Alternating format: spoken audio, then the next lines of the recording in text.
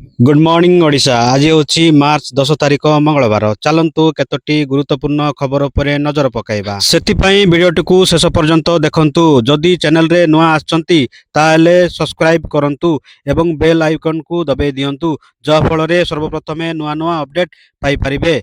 चलंतु प्रथम खबर उपरे नजर पकाइबा। गजपति जिले में अंतर्जातीय महिला दिवस अवसर में सुभद्रा चतुर्थ किस्ती प्रदान।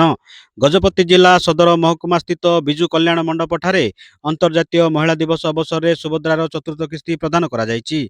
गतकाली जिला स्तरीय कार्यक्रम में विधायक पार्लाखेमुंडी श्रीजुक्त रूपेश कुमार पाणिग्राही मुख्य अतिथि भाव में जोग देइथिबा बेले सम्मानित अतिथि भाव में जतीन्द्र कुमार पंडा, आरक्षिक अधीक्षक गजपति, अतिरिक्त जिलापाल फाल्गुनी माझी, मुख्य उन्नयन अधिकारी तथा निर्वाही अधिकारी जिला परिषद पृथ्वीराज मंडल, निर्मला सेठी, अध्यक्षा पौर परिषद पार्लाखेमुंडी मनोरमा देवी, जिला समाज मंगल अधिकारी गजपति, जिला संस्कृत सुरक्षा अधिकारी गजपति अरुण कुमार त्रिपाठी प्रमुख मंचासीन थिले।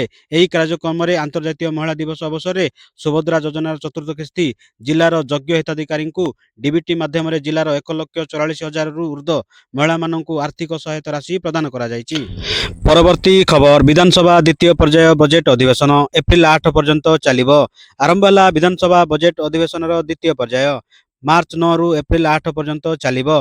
प्रथम पर्याय अधिवेशन रे आर्थिक वर्ष 2026-27 लगी अर्थ विभाग दायित्व रे थिबा मुख्यमंत्री मोहन चरण माझी 3.10 लाख कोटी टंकार बजेट उपस्थापन करथिले। तेबे द्वितीय पर्याय रे खर्च दाबी उपरे आलोचना हेबा सह मार्च 31 रे राज्य सरकार व्यय मंजूरी बिल पारित कराइबे।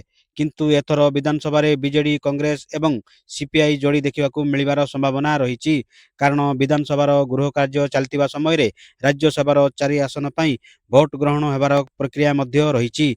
एथर विधानसभा रे राज्यसभा निर्वाचन रोचकपूर्ण वातावरण देखा मिल पारे बोली राजनैतिक महल रे चर्चा होउची। परवर्ती खबर जीवन नहींगला भांगपणा क्षीर रे भांग मिसाई पीले नाची नाची आखि बुझीदेले प्रोफेसर।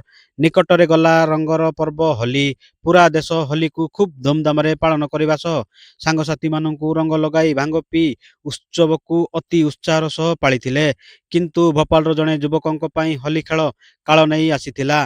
भोपाल एस बाग अंचल रहूतिबा 25 वर्षीय युवक कृष्णा नायक जड़े प्रोफेसर होली पर्व से अति उत्साह सहित सांगसाथी फगु खेली एवं 1 लिटर क्षीर रे 6टी भांग गुड़ा पकाई गली पी गले। भांग पी सारिबा परे नाच गीतर आसर जमिला हेले नाचु नाचु तले पड़ी गले कृष्णा। चेताशून्य सांग को संगे संगे डाक्तरखाना को नहीं गले सांगसाथी हेले सेतबेलकु बहुत डेरी हो जाइतिला। डाक्तर प्रोफेसर को मृत्यु घोषणा करथिले। परवर्ती खबर रेलवे रो बड़ घोषणा मार्च एप्रिल रे गड़ीबनी एही रूट रे अनेक ट्रेन। प्रतिदिन सारा देश रे अनेक लोक शहर मध्य यात्रा करबा पई ट्रेन उपरे निर्भर करती। दूरगामी यात्रा पई सेउ किंबा दैनंदिन यात्रा पई लक्ष लक्ष यात्री ट्रेन को यात्रार सबुठारु निर्भरयोग्य माध्यम बोली विवेचना करती। तथापि केतेक समय रे लाइन संप्रसारण, रक्षणाबेक्षण किंबा नूतन निर्माण प्रकल्प जोगु ट्रेन गुड़ी को बातिल करा जाए। दक्षिण पूर्व केंद्रीय रेलपथ बिलासपुर डिविजन रे वर्तमान एक प्रमुख रेल प्रकल्प चली। हावड़ा मुंबई मुख्य लाइन बिलासपुर झारसुगुड़ा सेक्शन चतुर्थ रेल लाइन बिछा जाउची। एही कारणरू मार्च एवं एप्रिल रे एही रूट रे अनेक ट्रेन को गतिपथ परिवर्तन किंबा बातिल करा जायछि। यात्री माननकु यात्रा करिबा पूर्वरु सेमानकर ट्रेन रो स्थिति जांच करिबा को अनुरोध करा जायछि। परवर्ती खबर देशर प्रथम रिंग मेट्रो सेवा आरंभ। एबे 72 किमी गलाकार पथर दौड़िब ट्रेन। भारतीय परिवहन क्षेत्र में जोड़ी होइछि एक नुआ माइल खुंट। रविवार प्रधानमंत्री नरेंद्र मोदी दिल्ली मेट्रोर 2टी नुआ कॉरिडोर को उद्घाटन करने सह देशर प्रथम रिंग मेट्रोर शुभारंभ करिसेंती। एही नूतन सेवा द्वारा राजधानी रे यातायात व्यवस्था आहुरी सहज और सुगम हब बोली कहा जाउची। पिंक लाइन रे मजलिस पार्क रु मौजपुर बाबरपुर मध्य 12.3 किमीर नुआ रूट कार्यक्षम होइछि। एहा फल रे पिंक लाइन एक संपूर्ण गलाकार पथरे परिणत होइछि, जहार मोट लंब प्राय 71.56 किलोमीटर। एही रूट रे जमुना नदी उपर एक नुआ मेट्रो ब्रिज निर्माण कार्य चली। परवर्ती खबर तीनिकोशिया जंगल रे भयावह अग्निकांड। 2 एकरु अधिक जंगल पाउंस जलुची। कुलडिया अभयारण्यर तीनिकोशिया जंगल जली पड़ी मूल्यवान गछलता नष्ट। क्षिप्र गति रे व्यापी चली निया। खबर पाई निया को आयत्त करने वन विभाग पक्षरु चली उद्यम। निकटरे गाँ थिबारु ଭୟରେ ଲୋକେ। ସେପଟରେ ପବନର ବେଗ ସହ ବ୍ୟାପି ଚାଲିଛି ନିଆଁ। ଦଳି ପୋଡ଼ି ପାଉଁଶ ହେଲାଣି 2 ଏକରରୁ ଉର୍ଦ୍ଧ୍ୱ ଜଙ୍ଗଲ। ରାଜ୍ୟର କେଉଁଠି ନା କେଉଁଠି ଜଳୁଛି ସଂରକ୍ଷିତ ଜଙ୍ଗଲ। କେହି ଦୁର୍ବୃତ୍ତ ଲଗାଉଥିବା ହେଉ କିମ୍ବା ଶିକାର କରିବାକୁ ଯାଇ ଶିକାର ନିଆଁ ଲଗାଇ ଦେଉଛନ୍ତି। ଏହି ଜଙ୍ଗଲ ନିଆଁକୁ ଆୟତ୍ତ କରିବାକୁ ଯାଇ ନାକେଦମ ହେଉଛି ବନ ବିଭାଗ। ସେପଟେ ଏହା ଦ୍ୱାରା ନଷ୍ଟ ହେଉଛି ଜୈବ ବିବିଧତା। ପରବର୍ତ୍ତୀ ଖବର ଭାରତର ବିଶ୍ୱକପ୍ ବିଜୟ ପରେ ଖୁସିରେ ଝୁମିଲେ ବିରାଟ। ସୋସିଆଲ ମିଡିଆରେ କଲେ 3 ଷ୍ଟାର ବାଲା ପୋଷ୍ଟ। ଟି20 ବିଶ୍ୱକପ୍ ଫାଇନାଲ ଜିତି ଇତିହାସ ରଚିଲା ଭାରତ। ଘରୋଇ ମାଟିରେ ବଡ଼ ବିଜୟ ସହ ନ୍ୟୁଜିଲାଣ୍ଡ ଠାରୁ ବଦଳା ନେଇଛି ସୂର୍ଯ୍ୟବାହିନୀ।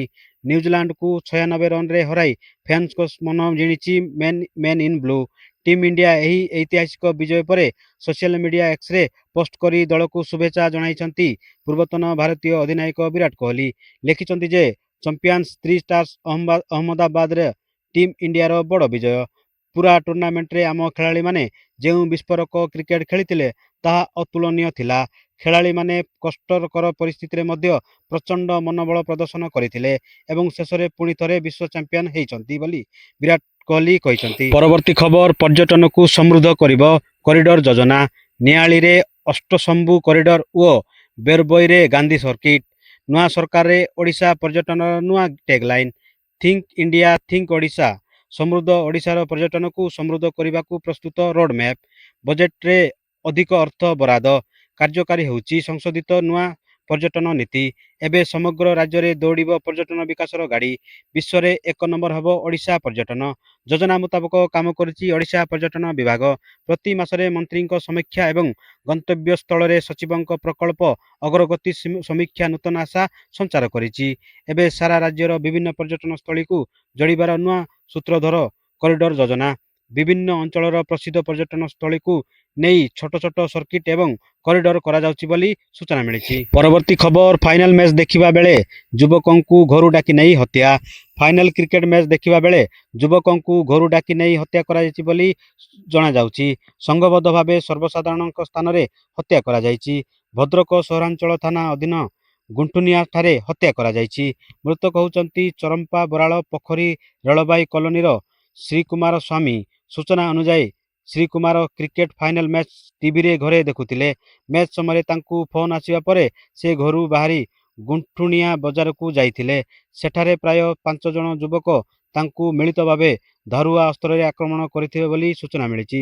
ସ୍ଥାନୀୟ ଲୋକେ ଉପସ୍ଥିତ ଥାଇ ମଧ୍ୟ କୌଣସି ବିରୋଧ କରିନଥିବା ସୂଚନା ମିଳିଛି। ପରବର୍ତ୍ତୀ ଖବର ରାଜ୍ୟରେ ଆଉ ଖୋଲିବ ନାହିଁ ନୂଆ ସବ୍ ଟ୍ରେଜରୀ। ରାଜ୍ୟରେ ଆଉ ଖୋଲିବ ନାହିଁ ନୂଆ ସବ୍ ଟ୍ରେଜରୀ। ବିଧାନସଭାରେ ମୁଖ୍ୟମନ୍ତ୍ରୀଙ୍କ ପକ୍ଷରୁ ଉତ୍ତର ରଖିଲେ ଆଇନ ମନ୍ତ୍ରୀ। ଏବେ ସବୁ ଟ୍ରେଜରୀ କାମ ଅନଲାଇନ ମାଧ୍ୟମରେ ହେଉଛି। ପେନସନରୁ ଆରମ୍ଭ କରି ଚାଲାଣ ଓ ବିଲ୍ ଅନଲାଇନରେ ହେଉଛି। ଇ ଭାଉଚରରେ ସବୁ ହେଉଥିବାରୁ ଆଉ ସବ୍ ଟ୍ରେଜରୀ ଖୋଲିବ ନାହିଁ। ବର୍ତ୍ତମାନ ରାଜ୍ୟରେ 169ଟି ଟ୍ରେଜରୀ ରହିଛି ବୋଲି କହିଛନ୍ତି ଆଇନ ମନ୍ତ୍ରୀ। ତେବେ ବିଭାଗୀୟ ମନ୍ତ୍ରୀ ବିଧାୟକଙ୍କୁ ପ୍ରଶ୍ନ ଉତ୍ତର ରଖିଛନ୍ତି। ପ୍ରଶ୍ନକାଳ ମଧ୍ୟରେ ସବ୍ ଟ୍ରେଜରୀକୁ ନେଇ କିଛି ଉତ୍ତର ରଖିଛନ୍ତି ଆଇନ ମନ୍ତ୍ରୀ ବୋଲି ସୂଚନା ମିଳିଛି। ପରବର୍ତ୍ତୀ ଖବର 4 ଜିଲ୍ଲାକୁ ବିଜୁଳି ଘଡ଼ଘଡ଼ି ସତର୍କତା। ଗାଙ୍ଗେୟ ପଶ୍ଚିମ ଏବଂ ଏହାର ପାର୍ଶ୍ୱବର୍ତ୍ତୀ ଉତ୍ତର ଓଡ଼ିଶା ଉପରେ ଏକ ଘୂର୍ଣ୍ଣିବଳୟ ସକ୍ରିୟ ରହିଛି। ଏହାର ପ୍ରଭାବରେ ଚାନ୍ଦବାଲି ଏବଂ କେନ୍ଦୁଝରର କିଛି ଅଞ୍ଚଳରେ ବର୍ଷା ହୋଇପାରେ ବୋଲି ଅନୁମାନ କରାଯାଉଛି। ପାଣିପାଗ ବିଭାଗର ପୂର୍ବାନୁମାନ ଅନୁଯାୟୀ ଆସନ୍ତା 24 ଘଣ୍ଟା ମଧ୍ୟରେ କାଳବୈଶାଖୀ ପ୍ରଭାବରେ ମୟୂରଭଞ୍ଜ ବାଲେଶ୍ୱର ଭଦ୍ରକ ଏବଂ କେନ୍ଦୁଝର ଜିଲ୍ଲାରେ କିଛି ଅଞ୍ଚଳରେ ବିଜୁଳି ଘଡ଼ଘଡ଼ି ସହିତ ବର୍ଷା ସମ୍ଭାବନା ରହିଛି। ଏଥିପାଇଁ ୟେଲୋ ୱାର୍ଣ୍ଣିଂ ଜାରି କରାଯାଇଛି। ଆସନ୍ତା 2 ଦିନ ପର୍ଯ୍ୟନ୍ତ ରାଜ୍ୟର ସର୍ବାଧିକ ତାପମାତ୍ରାରେ ବିଶେଷ ପରିବର୍ତ୍ତନ ଆସିବ ନାହିଁ।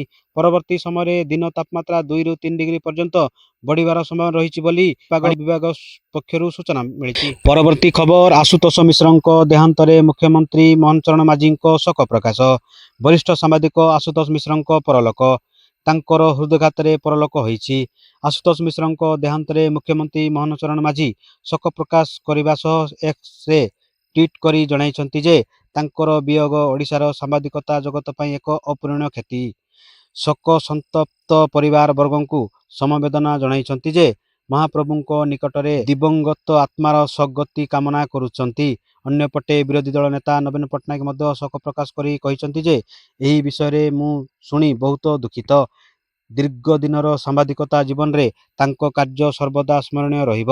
ତାଙ୍କର ଆତ୍ମାର ସଦ୍ଗତି କାମନା କରିବା ସହ ଶୋକ ସନ୍ତପ୍ତ କରିବା ସହ ପରିବାରଙ୍କୁ ସମବେଦନା ଜଣାଇଛନ୍ତି ମୁଖ୍ୟମନ୍ତ୍ରୀ ମୋହନ ଚରଣ ମାଝୀ। ପରବର୍ତ୍ତୀ ଖବର 63ଟି କଲ୍ ଏବଂ 47ଟି ମେସେଜ। ରାତି ସାରା ସରି କହିଲେ ସ୍ତ୍ରୀ, ଶୁଣିଲେ ନାହିଁ ସ୍ୱାମୀ, ହାରିଦେଲେ ଜୀବନ। ଉତ୍ତରପ୍ରଦେଶ ବରେଲିର ଏକ ଘରୋଇ ହସ୍ପିଟାଲରେ କାର୍ଯ୍ୟରତ ଥିଲେ 28 ବର୍ଷୀୟା ନର୍ସ ପ୍ରିୟଙ୍କା। ରବିବାର ଦ୍ୱିପ୍ରହରରେ ହଷ୍ଟେଲ ରୁମ୍ରୁ ସନ୍ଦେହଜନକ ଭାବେ ଉଦ୍ଧାର ହେଲା ପ୍ରିୟଙ୍କାଙ୍କ ଶବ। ପ୍ରାଥମିକ ତଦନ୍ତରୁ ସାମ୍ନାକୁ ଆସିଲା ଚାଞ୍ଚଲ୍ୟକର ସତ। ମରିବା ପୂର୍ବରୁ ସାରା ରାତି ସ୍ୱାମୀଙ୍କୁ ଫୋନ ଏବଂ ମେସେଜ କରିଥିଲେ ପ୍ରିୟଙ୍କା, ହେଲେ ଗୋଟିଏ କଲ୍ କି ମେସେଜର ଉତ୍ତର ଦେଇନଥିଲେ ସ୍ୱାମୀ। ପିଲଭିତର କୁଅଁପୁରର ବଞ୍ଜରିଆ ନିବାସୀ ସୁନୀଲ 2014ରେ ପ୍ରିୟଙ୍କାଙ୍କୁ ବିବାହ କରିଥିଲେ। ଦୁହେଁ ପେଶାରେ ନର୍ସ। କିଛି ଦିନ ହେବ ଦୁହିଁଙ୍କ ମଧ୍ୟରେ କଳହ ଲାଗି ରହୁଥିବାରୁ ପ୍ରିୟଙ୍କା 6 ମାସ ହେବ ହସ୍ପିଟାଲ ସ୍ଥିତ ହଷ୍ଟେଲରେ ରହୁଥିଲେ। ଶନିବାର ରାତିରେ ପ୍ରିୟଙ୍କାଙ୍କ ଡ୍ୟୁଟି ଥିଲା, ହେଲେ ଦେହ ଖରାପ ଥିବା କହି ସେ ଛୁଟି ନେଇଥିଲେ। ରବିବାର ସକାଳେ ପ୍ରିୟଙ୍କାଙ୍କ ରୁମ୍ ପାର୍ଟନର ଆସ୍ଥା ଡ୍ୟୁଟି କରିବାକୁ ଯାଇଥିଲେ। ଦ୍ୱିପ୍ରହରରେ ଆସି ଦେଖନ୍ତି ତ ପ୍ରିୟଙ୍କା ନିସ୍ତେଜ ଅବସ୍ଥାରେ ପଡ଼ିଥିଲେ। ସଙ୍ଗେ ସଙ୍ଗେ ତାଙ୍କୁ ଉଦ୍ଧାର କରି ହସ୍ପିଟାଲ ନିଆଯାଇଥିଲା, ହେଲେ ଡାକ୍ତର ତାଙ୍କୁ ମୃତ୍ୟୁ ଘୋଷଣା କରିଥିଲେ। ପରବର୍ତ୍ତୀ ଖବର, ହାତୀ ଆକ୍ରମଣରେ ଚାଲିଗଲା ଚାଷୀଙ୍କ ଜୀବନ। ବରଗଡ଼ ଜିଲ୍ଲା ଅତାବିରା ଥାନା ଅନ୍ଧାରେପାଲି ଗାଁରେ ହାତୀ ଆତଙ୍କ। ହାତୀ ଆକ୍ରମଣରେ ଜଣେ ଚାଷୀଙ୍କ ମୃତ୍ୟୁ ଘଟିଛି। ମୃତକ ହେଲେ ବେଣୁଧର ଛୁରିଆ ବୋଲି ଜଣାପଡ଼ିଛି। ଆଜି ଭୋର ସମୟରେ ବେଣୁଧର ନିଜ ଚାଷ ଜମିକୁ ଦେଖିବାକୁ ଯାଇଥିଲେ। ପ୍ରାୟ 6:30 ସମୟରେ ଗାଁରେ ଆଉ ଜଣେ ଚାଷୀ ସ୍ୱପ୍ନେଶ୍ୱର ଛୁରିଆ ନିଜ ଜମିକୁ ଶାଗ ତୋଳିବା ପାଇଁ ଯାଇଥିବା ବେଳେ ଦୂରରୁ ଗୋଟିଏ ହାତୀକୁ ଦେଖି ଦୌଡ଼ି ଦୌଡ଼ି ଆସି ଗାଁକୁ ହାତୀ ଆସିଥିବା ସୂଚନା ଦେଇଥିଲେ। ଏହି ଖବର ପାଇ ମୃତ ବେଣୁଧରଙ୍କ ଭାଇ ବେଣୁଧରଙ୍କୁ ସତର୍କ କରିବା ପାଇଁ ତାଙ୍କ କ୍ଷେତକୁ ଯାଇଥିଲେ, କିନ୍ତୁ ସେଠାରେ ତାଙ୍କୁ ସେ ପାଇନଥିଲେ। ଖବର ପାଇ ଗ୍ରାମବାସୀମାନେ ସେଠାକୁ ପହଞ୍ଚି ହାତୀ ଗ୍ରାମ୍ୟ ଜଙ୍ଗଲ ଭିତରେ ରହିଥିବା ସୂଚନା ପାଇଥିଲେ, କିନ୍ତୁ ଫେରିବା ବାଟରେ ବେଣୁଧର ମୃତ୍ୟୁ ଭାବରେ ପଡ଼ିଥିବା ଓ ଆଖପାଖରେ ହାତୀର ପାଦ ଚିହ୍ନ ଥିବା ଦେଖିବାକୁ ମିଳିଥିଲା। ହାତୀ ତାଙ୍କୁ କିଛି ଦୂର ଘୋଷାଡ଼ି ନେଇ ଶୁଣ୍ଡରେ କଚାଡ଼ି ଦେଇଥିବାର ଦେଖିବାକୁ ମିଳିଥିଲା। ଫଳରେ ଘଟଣାସ୍ଥଳରେ ହିଁ ତାଙ୍କର ମୃତ୍ୟୁ ଘଟିଥିଲା ବୋଲି ସୂଚନା ମିଳିଛି। ପରବର୍ତ୍ତୀ ଖବର, ମଧ୍ୟପ୍ରାଚ୍ୟ ଯୁଦ୍ଧ ସମୟରେ ସେୟାର ମାର୍କେଟରେ କ୍ରାସ୍। ମଧ୍ୟପ୍ରାଚ୍ୟ ଯୁଦ୍ଧରେ ଘନଘଟା। ଏହାର ପ୍ରଭାବ ବ୍ୟାପକ ମାତ୍ରାରେ ଧୀରେ ଧୀରେ ବଢ଼ୁଛି। ଗୋଟିଏ ପଟେ ଖାଇବା ତେଲର ଦାମ ବୃଦ୍ଧି ପାଇଛି, ଅନ୍ୟପଟେ ଭାରତୀୟ ସେୟାର ବଜାରରେ ହାହାକାର ପରିସ୍ଥିତି ଦେଖାଦେଇଛି। ମଧ୍ୟପ୍ରାଚ୍ୟ ଯୁଦ୍ଧର ପ୍ରଭାବ ଆଜି ଭାରତୀୟ ଷ୍ଟକ୍ ମାର୍କେଟ ଉପରେ ବ୍ୟାପକ ମାତ୍ରାରେ ପଡ଼ିଛି। କାରବାର ଆରମ୍ଭରୁ ସେୟାର ମାର୍କେଟ କ୍ରାସ୍ କରିଥିବା ଦେଖିବାକୁ ମିଳିଛି। କାରବାର ଆରମ୍ଭରୁ ମୁମ୍ବାଇ ସୂଚକାଙ୍କ ସେନ୍ସେକ୍ସ 2500 ପଏଣ୍ଟ ହ୍ରାସ ପାଇଛି। ସେହିପରି ନିଫ୍ଟି ମଧ୍ୟ 700 ପଏଣ୍ଟ ଖସି କାରବାର ଆରମ୍ଭ କରିଥିଲା। 30 ସେୟାର BSE ସେନ୍ସେକ୍ସ 1862.15 ପଏଣ୍ଟ ହ୍ରାସ ପାଇ 77,056.75ରୁ ଆରମ୍ଭ ହୋଇଥିଲା। ନିଫ୍ଟି 582.4 ପଏଣ୍ଟକୁ ହ୍ରାସ ପାଇ 23,868.05ରେ ଖୋଲିଥିଲା। ଗତ ବାଣିଜ୍ୟ ଅଧିବେଶନରେ ସେନ୍ସେକ୍ସ 78,918.90 ଏବଂ ନିଫ୍ଟି 50,24,450.45ରେ ବନ୍ଦ ହୋଇଥିଲା। ସେହିପରି ପ୍ରାରମ୍ଭିକ ଅଧିବେଶନରେ ବ୍ୟାପକ ସୂଚକାଙ୍କ ଲାଲ ରଙ୍ଗର କାରବାର ହୋଇଥିଲା ବୋଲି ସୂଚନା ମିଳିଛି। ଆଜି ପାଇଁ ଏତିକି। ପୁଣି ନେଇ ଆସିବି ଲେଟେଷ୍ଟ ଅପଡେଟ୍। ସେ ପର୍ଯ୍ୟନ୍ତ ବିଦାୟ ନେଉଛି। ଜୟ ହିନ୍ଦ, ଜୟ ଭାରତ।